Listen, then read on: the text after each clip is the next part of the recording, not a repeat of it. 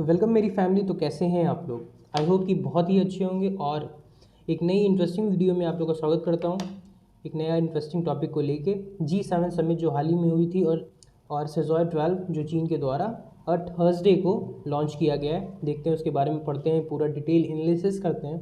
So let's start the video. G7 summit, देखिए हम लोग ने 3W फॉर्मूला बनाया है to understand G7 summit clearly. देखते हैं क्या What G7 summit, Why G7 summit and When G7 summit. देखिए क्या है ये, क्यों फॉर्म्ड हुआ एंड कब कब होता है। What is G7 summit? It is a group of 7 nation. 7 nation का ये ग्रुप है। देखिए इसमें कौन कौन से नेशन इंक्लूड है। कनाडा है, फ्रांस है, जर्मनी है, इटली है, Japan, the UK and the United states है। इसको थोड़ा मैपिंग के थ्रू हम लोग समझेंगे। मैपिंग के थ्रू इसलिए समझते हैं कि यार थोड़ा सा माइंड में रहता है। ठीक है, यूनाइटेड स्टेट ऑफ अमेरिका है, इसके ऊपर कनाडा है। अब ये है फ्रांस, जर्मनी, इटली और ये है जापान। जिसको भी मैपिंग में थोड़ा बहुत भी प्रॉब्लम आ रही होगी वो थोड़ा एटलस में अपनी खोज ले, और ना हो तो वो बहुत ही ज़रूरी है एसएससी एंड यूपीएससी वालों के लिए। तो चलते हैं, और किन किन एलिजिबिलिटी के थ्रू ये G7 समिट ऐड करता है कंट्रीज़ को, देखते हैं हम लोग। IMF एडवांस इकोनॉमिक्स, इसका मतलब क्या है? जहाँ पे फाइनेंशियल स्टेबिलिटी हो और प्रमोट करता हो इंटरनेशनल ट्रेड को एंड प्रमोट करता हो हायर एम्प्लॉयमेंट को, और सबसे इम्पॉर्टेंट बात, जिस कंट्री में सस्टेनेबल इकोनॉमिक ग्रोथ होगी वो G7 का हिस्सा बन जाएगा। ठीक है, अब आप लोग पूछेंगे कि यार चाइना में भी सस्टेनेबल इकोनॉमिक ग्रोथ तो है, लेकिन चाइना में कभी ये सस्टेनेबल इकोनॉमिक ग्रोथ नहीं आ पाई क्योंकि उसका सबसे बड़ा रीज़न है उसकी ओवर पॉपुलेशन। इसीलिए G7 का वो हिस्सा भी नहीं है। तो आप लोग को आंसर मिल ही गया होगा। Let's move forward. इसका कुछ हम लोग इंटरेस्टिंग हिस्ट्री देखते हैं। G7 की हिस्ट्री हम लोग को पता रहनी चाहिए। अब देखिए ये 25 मार्च 1973 को इसकी फर्स्ट बैठक हुई थी। 25 मार्च 1973 को इसकी फर्स्ट बैठक हुई थी, और रशिया भी इसमें पहले इंक्लूड था। ठीक है, रशिया 2014 में हटा है। किस वजह से इसको हटाया गया? इसके बोर्ड्स मेंबर, G7 के बोर्ड्स मेंबर बैठे और रशिया को किस वजह से हटाया कि इसने अधिकरण किया था एक क्रीमिया।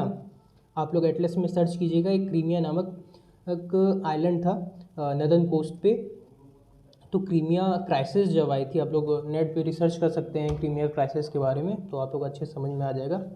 तो इस वजह से 2014 में इसके बोर्ड्स मेंबर ने इसको रशिया को हटा दिया। और ये कब ऐड हुआ था, इसमें जानने वाली बात ये है 1988 में। एसएससी वाले थोड़ा सा इसको क्लियर होके समझेंगे। ठीक है, अब क्या है, why is G7? As a world reeled from the first oil shock and subsequently financial crisis, the head of the state and the government of 6 leading industrial countries met in।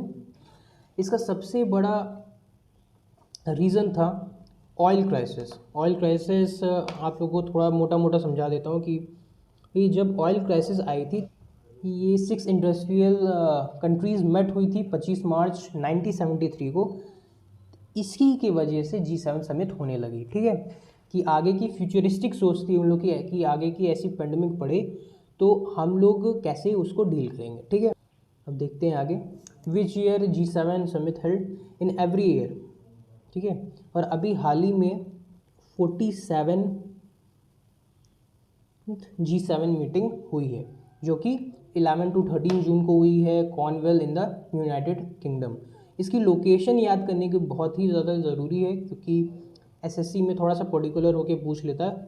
Cornwell में आता है कार्बिस बे। ठीक है, अब देख लेते हैं इसके कौन कौन स्पोक्स पर्सन आए थे अपनी कंट्री को रिप्रेजेंट करने। The prime minister of UK Boris Johnson है। The prime minister of Canada Justin Trudeau हैं। And president of France Emmanuel Macron है। अब देखिए जर्मनी का सबसे इंटरेस्टिंग फैक्ट ये हुआ था, यहाँ पे प्रेसिडेंट नहीं आए थे अपनी कंट्री को रिप्रेजेंट करने, वो चांसलर भेजे थे। ठीक है, ये chancellor as a spokesperson आई थी। इनका नाम क्या है? Angela Merkel. और ये सबसे इम्पोर्टेंट बात, ये 2005 से चांसलर ऑफ जर्मनी है, ठीक है, चांसलर ऑफ जर्मनी। अब देख लेते हैं, प्राइम मिनिस्टर ऑफ इटली आए थे Mario Draghi, prime minister of Japan आए थे Yoshihide Suga, and president of USA आए थे जॉन बिडेन। ये सब स्पोक्स पर्सन अपनी अपनी कंट्री को रिप्रेजेंट करने आए थे, ठीक है। आई होप कि अच्छे से आप लोगों को ये सब समझ में आ रहा होगा। तो लेट्स मूव फॉरवर्ड। एजेंडा क्या था? एजेंडा क्या था? सबसे पहला एजेंडा, सबसे पहली बात जो प्रेशराइज की गई G7 की मीट में, वो कोविड रिकवरी से रिलेटेड था और स्ट्रॉन्गर ग्लोबल हेल्थ सिस्टम बनाने के लिए, क्योंकि फ्यूचरिस्टिक सोच थी कि ऐसी अगर कोई भी पेंडेमिक आ जाए तो ये सब देश अच्छे से हैंडल कर लें। और भी एक टॉपिक था, चेंज इन ट्रेड को प्रेशराइज किए थे, ठीक है। तो मुझे लगता है यहाँ तक आप लोगों को क्लियर ही हो गया होगा। देखिए, China launch 3 astronaut towards new space station. अब देखिए, इसी का नाम है, इस रॉकेट का नाम है सेंजो 12। इस रॉकेट का नाम है सेंजो 12। अब देख लेते हैं आगे, ये सब देखिए, उसके बारे में कुछ डिटेल्स लिखी है। China crewed spacecraft Shenzhou 12 dock with under construction. इसमें यह है कि स्पेस स्टेशन एक नया बना रही है चाइना। ट्विटर आप लोग चलाते होंगे तो ऑफिशियल हैंडल उसका सर्च कीजिएगा, चाइना मैनेड स्पेस एजेंसी का। उसमें ये सारी डिटेल्स लिखी है, तो मैंने उसी से उठाया है, ठीक है। तो आप लोग भी थोड़ा सा रिसर्च करेंगे तो आप लोग के माइंड में एकदम बंधा रहेगा। CMSA ने ये पूरा ये न्यूज़ एकदम करेक्ट है। और थर्सडे को हम लोग का लॉन्च हुआ है सेंजो 12 जिसका नाम है, ठीक है। तो मुझे लगता है कि यहाँ तक आप लोग क्लियर हो गया होगा। अगर नहीं क्लियर होगा तो मुझे कह दीजिएगा, मैं फिर से वीडियो बना दूंगा। तब तक के लिए जय हिंद, जय भारत।